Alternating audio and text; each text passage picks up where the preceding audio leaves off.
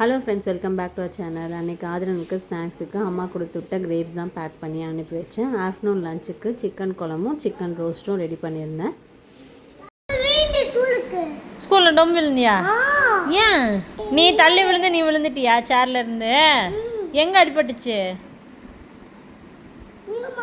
அச்சோச்சோ. சரி, கிரேப் சாப்பிட்டியா? காலியாக இருக்கே டப்பா.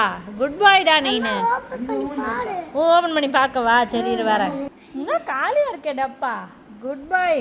சரி, நீ காலையில் ஏன் அழுத ஸ்கூலுக்கு போக மாட்டேன்ட்டு? ஸ்கூல் வாசல் வரைக்கும் போயிட்டு திரும்ப வந்துட்டேன்.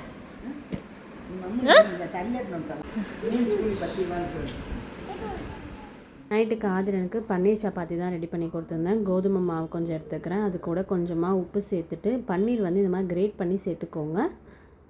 இது கூட கொஞ்சமாக பெப்பர் பவுடர் சேர்த்துக்கிறேன். இது எல்லாத்தையுமே சேர்த்து நல்லா மிக்ஸ் பண்ணிக்கலாம். கொஞ்சம் கொஞ்சமாக தண்ணி ஊற்றி சப்பாத்தி மாவு மாதிரி பிசைஞ்சிக்கோங்க. நல்லா பிசைஞ்சிட்டு லாஸ்ட்டாக ஒரு ஸ்பூன் எண்ணெய் ஊற்றிட்டு ஒரு 10 நிமிஷம் அப்படியே விட்டுருங்க. 10 நிமிஷத்துக்கு அப்புறம் சப்பாத்தி மாதிரி உருட்டிக்கலாம். உருட்டிட்டு நெய் ஊற்றி சுட்டு எடுத்திங்கன்னா நமக்கு பன்னீர் சப்பாத்தி ரெடி ஆகிடும். நல்லா சாஃப்டாக இருந்தது. கண்டிப்பாக ட்ரை பண்ணி பாருங்கள். நாளைக்கு வேறு ஒரு வீடியோவில் உங்களை வந்து மீட் பண்ணுறோம். தேங்க்யூ.